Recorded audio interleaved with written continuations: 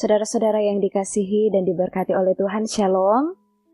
Saat ini kita ada di program Gerakan Membaca Alkitab di hari yang ke-327. Sebelum kita membaca Alkitab, mari kita satu di dalam doa, kita berdoa. Terpujilah Engkau ya Tuhan Allah yang selalu memberikan berkat-berkat dalam kehidupan kami. Kami bersyukur di hari yang baru ini Tuhan kembali memberikan kami waktu dan kesempatan untuk membaca dan mendengar firman Tuhan. Maka saat ini kami bermohon agar kiranya kuat kuasa Roh Kudus-Mu memampukan kami semua untuk memahami dan mengerti maksud dan kehendak-Mu lewat firman Tuhan yang akan kami baca di saat ini. Dalam nama Tuhan Yesus, amin. Saudara-saudara, kita akan membaca dalam Roma pasal 8 hingga pasalnya yang ke-10. Demikianlah sekarang tidak ada penghukuman bagi mereka yang ada di dalam Kristus Yesus. Roh yang memberi hidup telah memerdekakan kamu dalam Kristus dari hukum dosa dan hukum maut. Sebab apa yang tidak mungkin dilakukan hukum Taurat karena tak berdaya oleh daging, telah dilakukan oleh Allah. Dengan jalan mengutus anaknya sendiri dalam daging, yang serupa dengan daging yang dikuasai dosa karena dosa, ia telah menjatuhkan hukuman atas dosa di dalam daging. Supaya tuntutan hukum Taurat digenapi di dalam kita, yang tidak hidup menurut daging tetapi menurut roh. Sebab mereka yang hidup menurut daging memikirkan hal-hal yang dari daging. Mereka yang hidup menurut roh memikirkan hal-hal yang dari roh. Karena keinginan daging adalah maut, tetapi keinginan roh adalah hidup dan damai sejahtera. Sebab keinginan daging adalah perseteruan terhadap Allah, karena ia tidak takluk kepada hukum Allah. Hal ini memang tidak mungkin baginya. Mereka yang hidup dalam daging tidak mungkin berkenan kepada Allah. Tetapi kamu tidak hidup dalam daging, melainkan dalam roh, jika memang roh Allah diam di dalam kamu.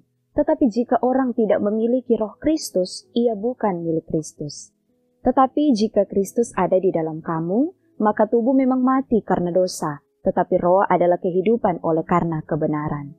Dan jika roh Dia yang telah membangkitkan Yesus dari antara orang mati diam di dalam kamu, maka Ia yang telah membangkitkan Kristus Yesus dari antara orang mati akan menghidupkan juga tubuhmu yang fana itu oleh rohnya yang diam di dalam kamu.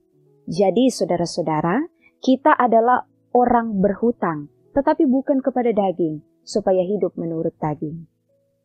Sebab, jika kamu hidup menurut daging, kamu akan mati. Tetapi jika oleh roh, kamu mematikan perbuatan-perbuatan tubuhmu, kamu akan hidup. Semua orang yang dipimpin roh Allah adalah anak Allah. Sebab kamu tidak menerima roh perbudakan yang membuat kamu menjadi takut lagi. Tetapi kamu telah menerima roh yang menjadikan kamu anak Allah. Oleh roh itu kita berseru, ya Aba, ya Bapa. Roh itu bersaksi bersama-sama dengan roh kita bahwa kita adalah anak-anak Allah.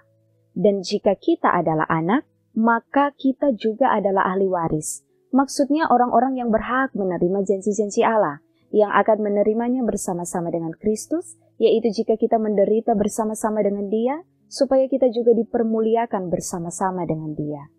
Sebab aku yakin bahwa penderitaan zaman sekarang ini tidak dapat dibandingkan dengan kemuliaan yang akan dinyatakan kepada kita. Sebab dengan sangat rindu seluruh makhluk menantikan saat anak-anak Allah dinyatakan. Karena seluruh makhluk telah ditaklukkan kepada kesia-siaan, bukan oleh kehendaknya sendiri, tetapi oleh kehendak Dia yang telah menaklukkannya. Tetapi dalam pengharapan, karena makhluk itu sendiri juga akan dimerdekakan dari perbudakan kebinasaan dan masuk ke dalam kemerdekaan kemuliaan anak-anak Allah. Sebab kita tahu bahwa sampai sekarang segala makhluk sama-sama mengeluh dan sama-sama merasa sakit bersalin. Dan bukan hanya mereka saja, tetapi kita yang telah menerima karunia sulung roh, kita juga mengeluh dalam hati kita sambil menantikan pengangkatan sebagai anak, yaitu pembebasan tubuh kita. Sebab kita diselamatkan dalam pengharapan, tetapi pengharapan yang dilihat bukan pengharapan lagi. Sebab bagaimana orang masih mengharapkan apa yang dilihatnya? Tetapi jika kita mengharapkan apa yang tidak kita lihat, kita menantikannya dengan tekun. Demikian juga Roh membantu kita dalam kelemahan kita, sebab kita tidak tahu bagaimana sebenarnya harus berdoa. Tetapi Roh sendiri berdoa untuk kita kepada Allah dengan keluhan-keluhan yang tidak terucapkan. Dan Allah yang menyelidiki hati nurani mengetahui maksud roh itu, yaitu bahwa ia sesuai dengan kehendak Allah berdoa untuk orang-orang kudus. Kita tahu sekarang bahwa Allah turut bekerja dalam segala sesuatu untuk mendatangkan kebaikan bagi mereka yang mengasihi Dia, yaitu bagi mereka yang terpanggil sesuai dengan rencana Allah. Sebab semua orang yang dipilihnya dari semula, mereka juga ditentukannya dari semula untuk menjadi serupa dengan gambaran anaknya, supaya ia, anaknya itu, menjadi yang sulung di antara banyak saudara. Dan mereka yang ditentukannya dari semula, mereka itu juga dipanggilnya. Dan mereka yang dipanggilnya, mereka itu juga dibenarkannya. Dan mereka yang dibenarkannya, mereka itu juga dimuliakannya. Sebab itu, apakah yang akan kita katakan tentang semuanya itu? Jika Allah di pihak kita, siapakah yang akan melawan kita? Ia yang tidak menyayangkan anaknya sendiri, tetapi yang menyerahkannya bagi kita semua, bagaimanakah mungkin ia tidak mengaruniakan segala sesuatu kepada kita bersama-sama dengan Dia? Siapakah yang akan menggugat orang-orang pilihan Allah? Allah yang membenarkan mereka? Siapakah yang akan menghukum mereka? Kristus Yesus yang telah mati, bahkan lebih lagi yang telah bangkit, yang juga duduk di sebelah kanan Allah, yang malah menjadi pembela bagi kita? Siapakah yang akan memisahkan kita dari kasih Kristus? Penindasan atau kesesakan atau penganiayaan, atau kelaparan atau ketelanjangan, atau bahaya atau pedang? Seperti ada tertulis, oleh karena Engkau kami ada dalam bahaya maut sepanjang hari. Kami telah dianggap sebagai domba-domba sembelihan. Tetapi dalam semuanya itu, kita lebih daripada orang-orang yang menang oleh Dia yang telah mengasihi kita. Sebab aku yakin bahwa baik maut maupun hidup, baik malaikat-malaikat maupun pemerintah-pemerintah, baik yang ada sekarang maupun yang akan datang, atau kuasa-kuasa, baik yang di atas maupun yang di bawah, ataupun sesuatu makhluk lain, tidak akan dapat memisahkan kita dari kasih Allah yang ada dalam Kristus Yesus, Tuhan kita. Aku mengatakan kebenaran dalam Kristus, aku tidak berdusta. Suara hatiku turut bersaksi dalam Roh Kudus bahwa aku sangat berduka cita dan selalu bersedih hati. Bahkan aku mau terkutuk dan terpisah dari Kristus demi saudara-saudaraku, kaum sebangsaku secara jasmani. Sebab mereka adalah orang Israel, mereka telah diangkat menjadi anak, dan mereka telah menerima kemuliaan dan perjanjian-perjanjian, dan hukum-hukum Taurat, dan ibadah, dan janji-janji.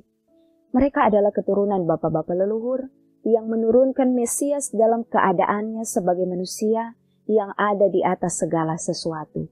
Ia adalah Allah yang harus dipuji sampai selama-lamanya. Amin. Akan tetapi firman Allah tidak mungkin gagal, sebab tidak semua orang yang berasal dari Israel adalah orang Israel. Dan juga tidak semua yang terhitung keturunan Abraham adalah anak Abraham, tetapi yang berasal dari Ishak yang akan disebut keturunanmu. Artinya, bukan anak-anak menurut daging adalah anak-anak Allah, tetapi anak-anak perjanjian yang disebut keturunan yang benar. Sebab firman ini mengandung janji. Pada waktu seperti inilah aku akan datang dan Sarah akan mempunyai seorang anak laki-laki. Tetapi bukan hanya itu saja. Lebih terang lagi ialah Ribka yang mengandung dari satu orang, yaitu dari Ishak, bapa leluhur kita. Sebab waktu anak-anak itu belum dilahirkan dan belum melakukan yang baik atau yang jahat, supaya rencana Allah tentang pemilihannya diteguhkan, bukan berdasarkan perbuatan, tetapi berdasarkan panggilannya. Dikatakan kepada Ribka, anak yang tua akan menjadi hamba anak yang muda. Seperti ada tertulis, aku mengasihi Yakub, tetapi membenci Esau. Jika demikian, apakah yang hendak kita katakan? Apakah Allah tidak adil? Mustahil. Sebab Ia berfirman kepada Musa, aku akan menaruh belas kasihan kepada siapa aku mau menaruh belas kasihan, dan aku akan bermurah hati kepada siapa aku mau bermurah hati. Jadi hal itu tidak tergantung pada kehendak orang atau usaha orang, tetapi kepada kemurahan hati Allah. Sebab kitab suci berkata kepada Firaun, itulah sebabnya aku membangkitkan engkau, yaitu supaya aku memperlihatkan kuasaku di dalam engkau, dan supaya namaku dimasyurkan di seluruh bumi.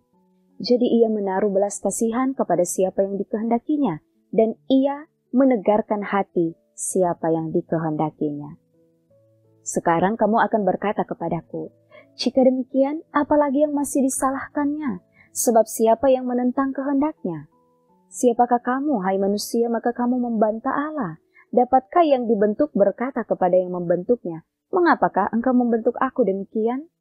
Apakah tukang periuk tidak mempunyai hak atas tanah liatnya untuk membuat dari gumpal yang sama suatu benda untuk dipakai guna tujuan yang mulia dan suatu benda lain untuk dipakai guna tujuan yang biasa? Jadi, kalau untuk menunjukkan murkanya dan menyatakan kuasanya, Allah menaruh kesabaran yang besar terhadap benda-benda kemurkaannya yang telah disiapkan untuk kebinasaan. Justru untuk menyatakan kekayaan kemuliaannya atas benda-benda belas kasihannya yang telah dipersiapkannya untuk kemuliaan, yaitu kita yang telah dipanggilnya bukan hanya dari antara orang Yahudi, tetapi juga dari antara bangsa-bangsa lain. Seperti yang difirmankannya juga dalam kitab Nabi Hosea, yang bukan umatku akan kusebut umatku, dan yang bukan kekasih, kekasih. Dan di tempat di mana akan dikatakan kepada mereka, kamu ini bukanlah umatku, di sana akan dikatakan kepada mereka, anak-anak Allah yang hidup. Dan Yesaya berseru tentang Israel, sekalipun jumlah anak Israel seperti pasir di laut, namun hanya sisanya akan diselamatkan.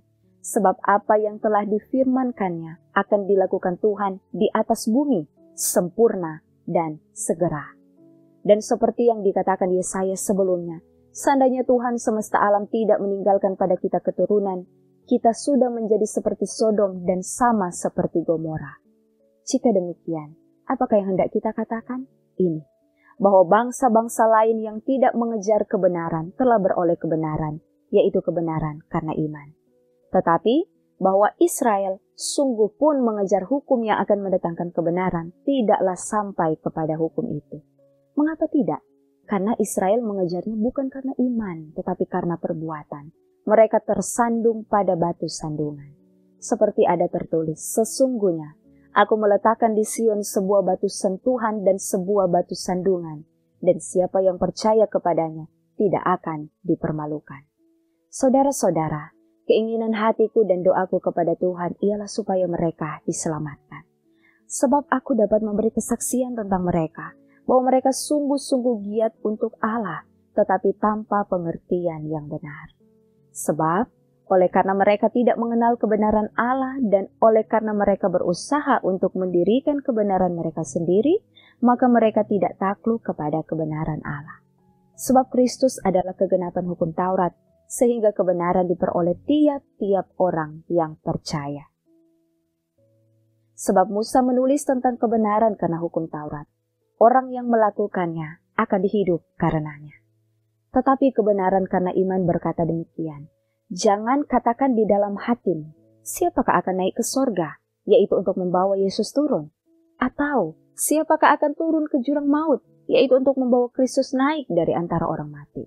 Tetapi, apakah katanya? Ini, firman itu dekat kepadamu, yakni di dalam mulutmu dan di dalam hatimu. Itulah firman iman yang kami beritakan.